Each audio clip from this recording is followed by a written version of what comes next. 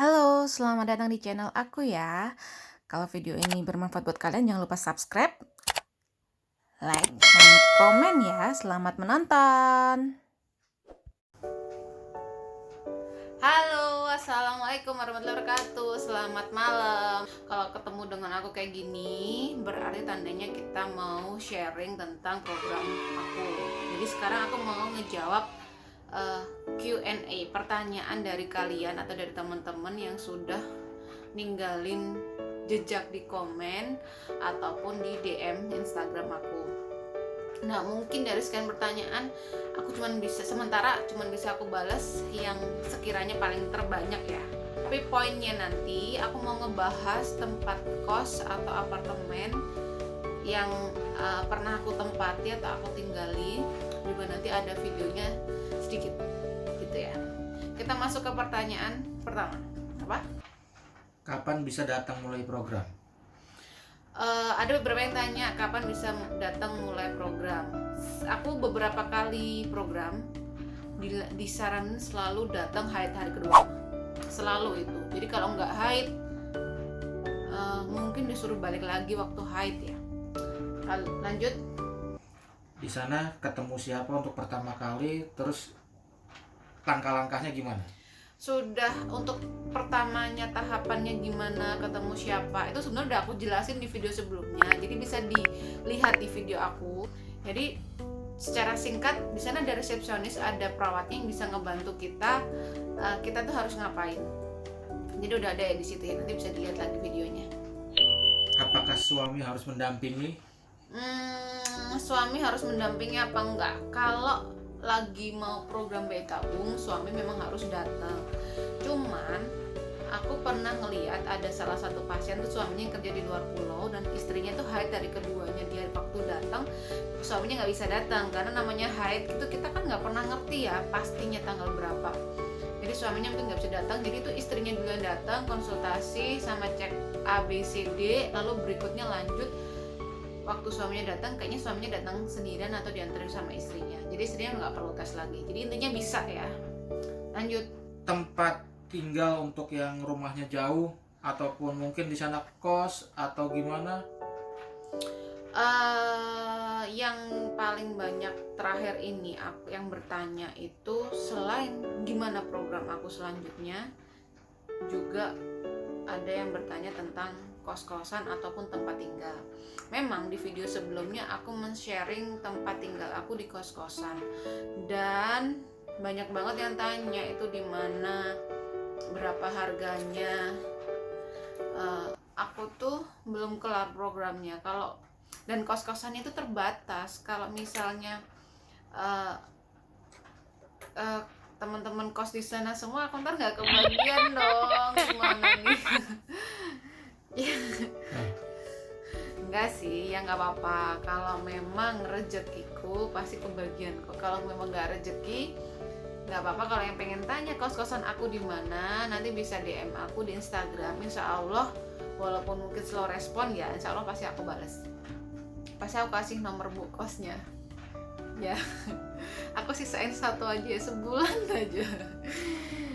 Nggak apa-apa. Kita itu harus saling membantu. Aku sharing seperti ini tuh salah satunya untuk membantu teman-teman untuk mendapatkan informasi. Oh iya, aku tuh programnya belum selesai. Jadi aku nanti baru mulai lagi di bulan Juli. Jadi sekarang sih masih santai-santai. Ntar bulan Juli galau lagi pasti.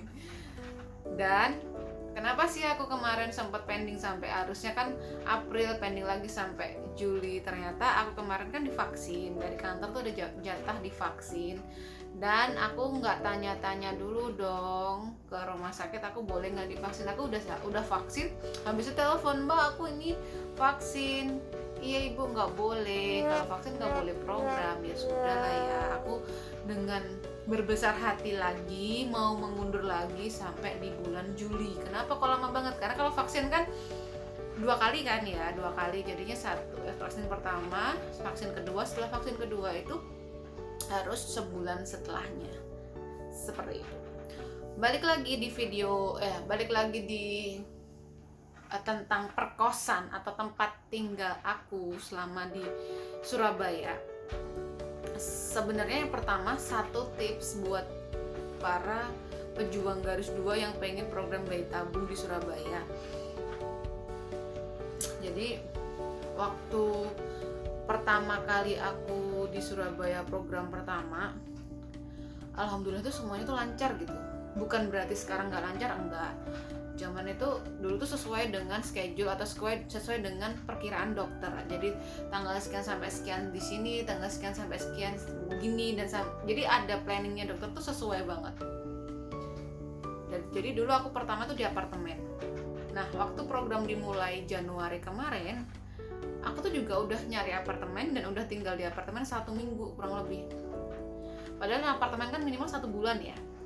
1 minggu, habis itu ternyata aku disuruh pulang. Jadi hangus dong di apartemen. Ya udah, setelah itu aku nyari yang mungkin better, lebih murah ya. Sebenarnya nggak beda jauh sih, nggak beda banyak.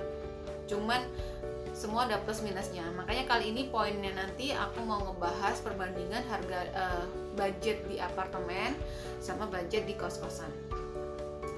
Ini videonya ada ya, yang di apartemen ini. Halo, ini dia kamar aku selama tinggal di apartemen Gunawangsa Manyar. Barangnya masih berantakan ya, karena memang kita lagi nempatin beberapa hari, masih belum tertata semua. Ini kasurnya dia gede, ada lemarinya juga gede, jadi muat baju-baju 1 koper sama beberapa peralatan yang kita bawa. Dan di sini juga udah komplit ya, ada kulkas, ada kamar mandinya, juga ada air hangatnya, kamar mandinya bersih, ada air hangatnya juga, ada shower.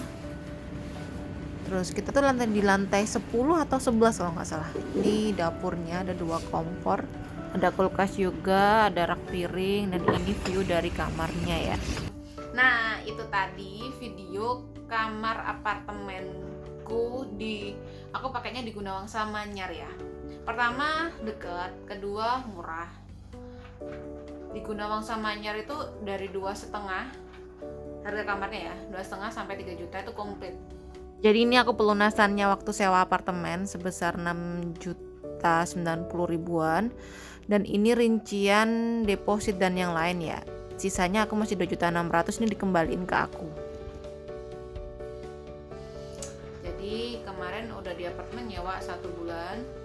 Terus kebetulan di Gunawangsa Manyar tuh dekat sama kampus yang banyak makanan, gampang gitu, aksesnya gampang banget. Karena yang pertama dulu aku juga di situ, jadi aku prepare-nya mau ke situ juga. Tapi ternyata aku harus mundur lagi. Jadi yang kemarin akhirnya aku ke kos. Nah, kebetulan aku googling nyari di Mami Kos, ketemulah di kos-kosan yang di jalan di Bentul itu, di daerah Wonokromo. Penampakannya kurang lebih kayak gini. Lebih jelasnya bisa nonton di video aku yang sebelumnya ya. Video yang kamarnya itu kan kayak gitu, yang di kos-kosan aku yang terakhir. Itu aku dapat harga sekitar 2 jutaan.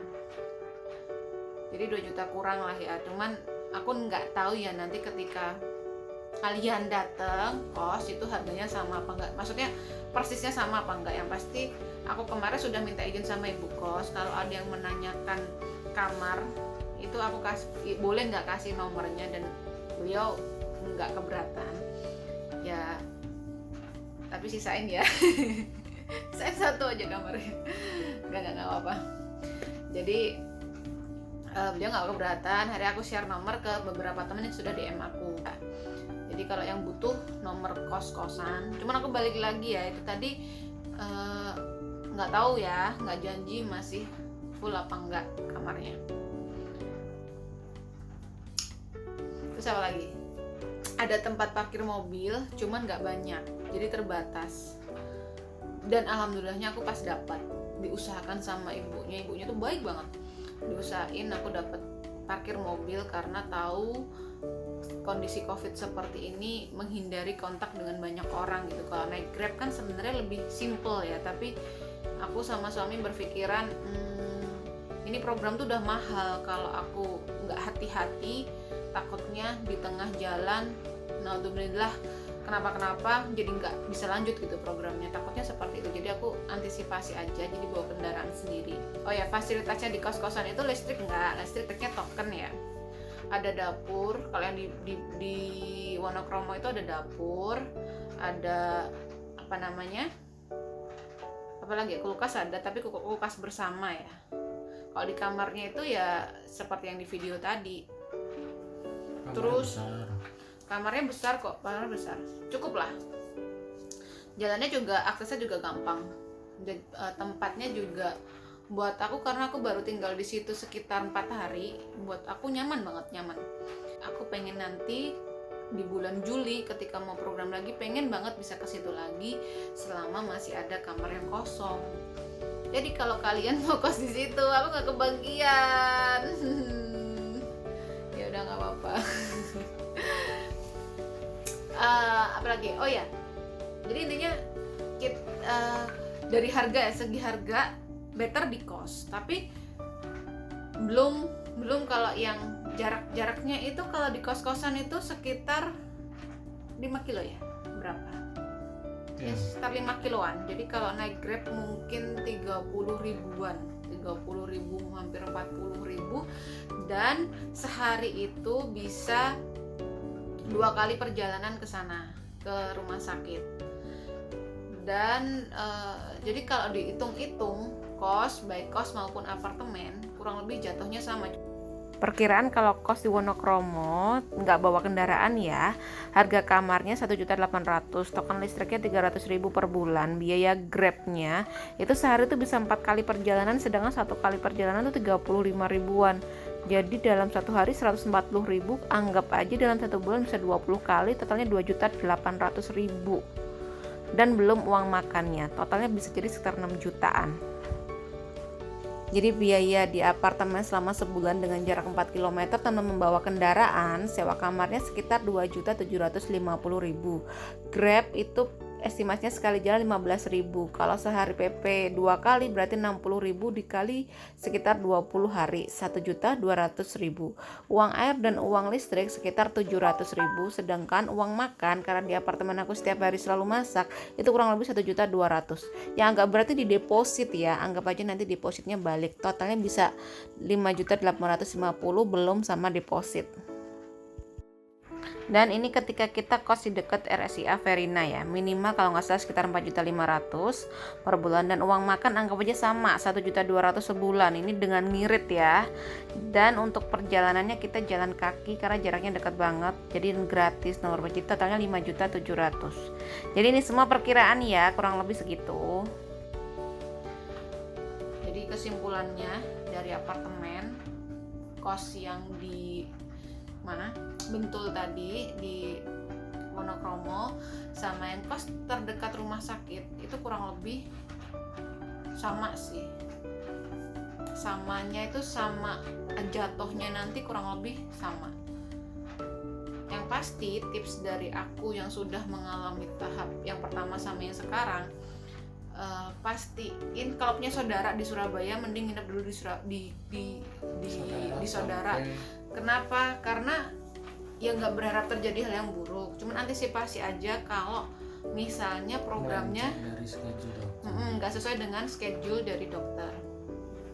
Jadi nggak yang dari langsung suntik pertama, pengambilan embrio, penanaman embrio itu nggak semuanya itu berjalan mulus seperti sewajarnya. Jadi ada kalanya ada gangguan, trouble dan sebagainya yang membuat itu harus mundur. Jadi kalau kalian sudah kos dari awal ataupun nyewa apartemen dari awal, resikonya ya batal, hangus kayak gitu. Lebih baiknya sih pastiin jadwal embrio transfernya itu kapan, baru DP kos atau baru bayar kos, atau baru DP apartemen atau bayar apartemen. Nyari dulu aja nggak apa-apa. Banyak sebenarnya di sekitar sana, cuman aku nggak yang paling srek itu yang kemarin, makanya aku kemarin ngambil yang itu. Jadi seperti itu, tanya jawabnya. Kalau memang ada yang masih ditanyain, bisa tinggalin komentar atau DM di Instagram aku ya. Oke? Sampai jumpa, sampai ketemu di video kita selanjutnya. Semoga di bulan Juli aku lancar, dan semoga teman-teman yang mau menjalankan program di bulan ini, di bulan Juni ini juga dipermudah, dilancarkan.